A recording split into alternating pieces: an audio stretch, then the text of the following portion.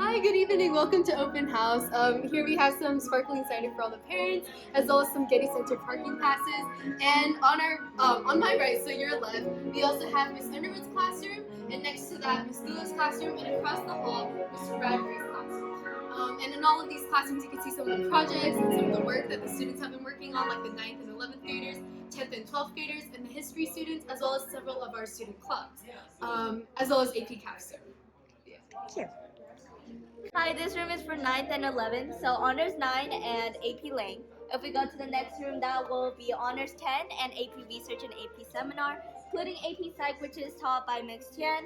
And over here, you'll have Ethnicity Project and clubs if you're interested. So feel free to tour Can you around. show me the ethnicity projects and talk to me a little bit about those?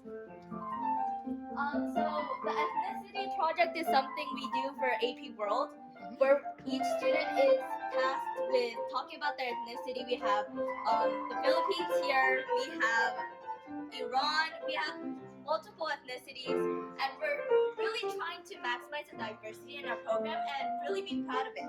So this was what we did for first semester of AP World, which is taken in your freshman year. Thank you.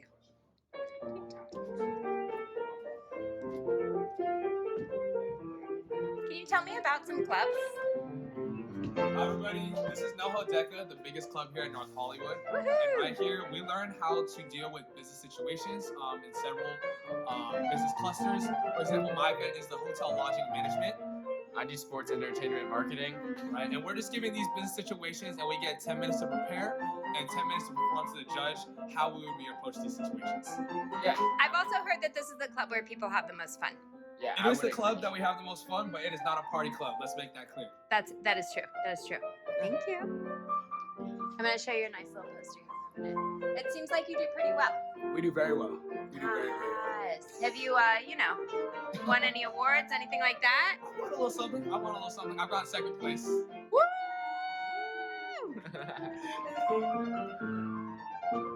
You're going to show us about, would you talk to us about History Day?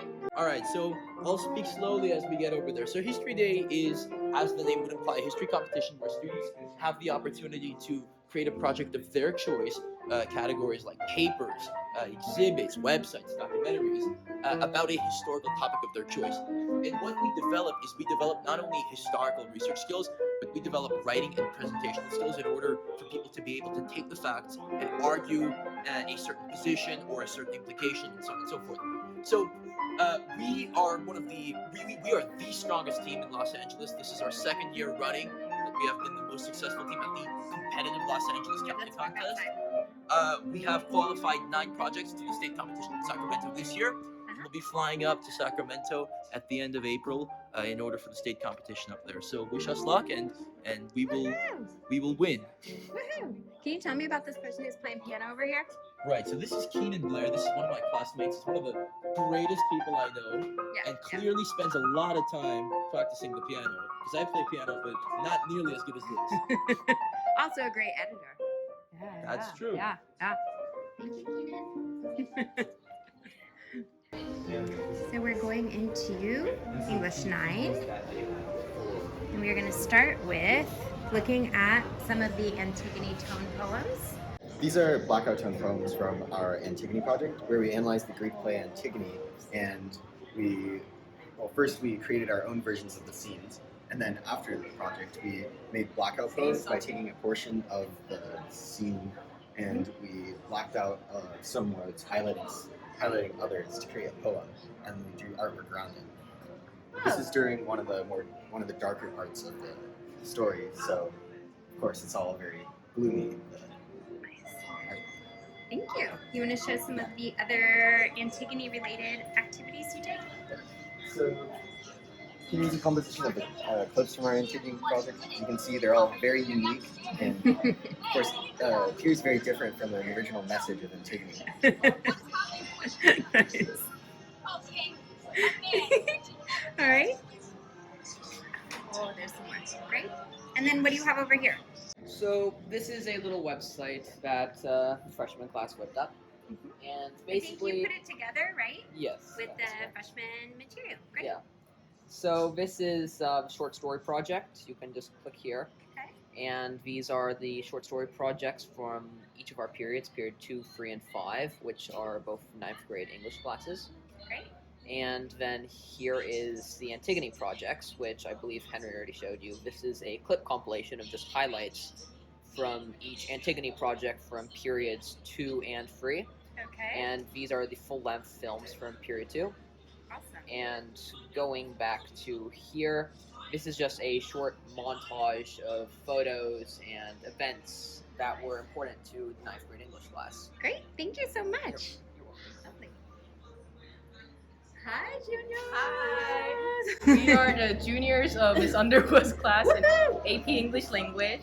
We want to bring your attention. Where should we go first? We'll go So many for good things to look at. Analyze a columnist first. Mhm. So in our class, as a part of analyzing rhetorical devices and different writing styles, one of our assignments was to look at an opinion writing columnist in the New York Times, study them, and then split off into individualized but group work at the same time, focusing on a specific writer and analyzing what they write about, whether they have specific political affiliations, the style of the writing, the tone of the writing, any particular topics that they cover. And we formulate it all into a really nice flyer that's what you see. Visually pleasing, Yes. as you can see. Love it. Okay. And over here is our forgiveness essays. We're really proud of it. Last year we did a whole unit on how forgiveness plays a role in community justice and the justice system. So this is our opinion pieces on what we think what role forgiveness plays in our community.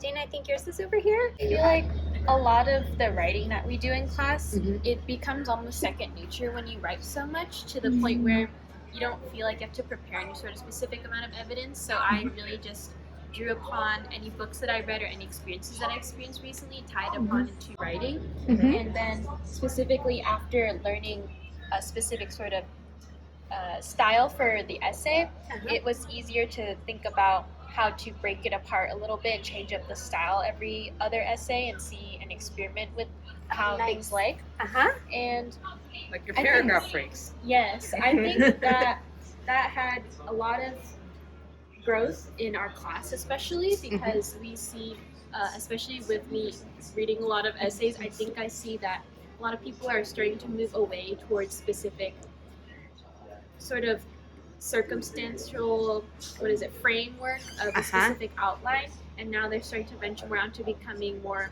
independently toned. You can start to pick apart now which essays is whose. It's And really it's cool. really, really fun and exciting to see that happen, especially the difference between freshman year until now.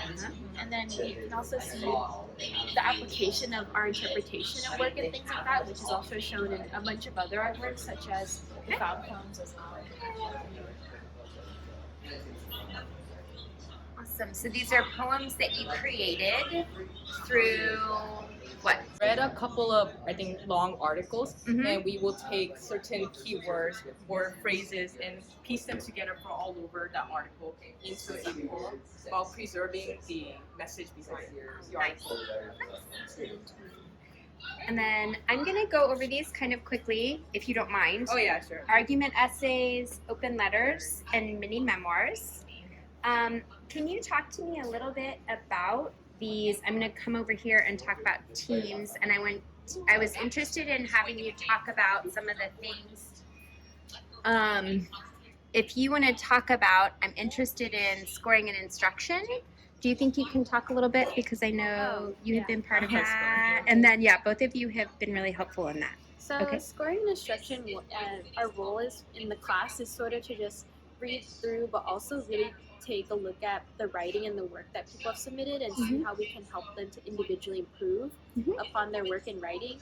And that includes reading over them, but also giving feedback. And it's not just actually just scoring, giving a score, it's actually learning how to give feedback, because I feel like there's a difference between just reading something and judging it, and then being able to help someone to make it better, improve upon it, which is really two different things in my opinion, because anyone's able to have an opinion or a judgment and give a score on an assignment.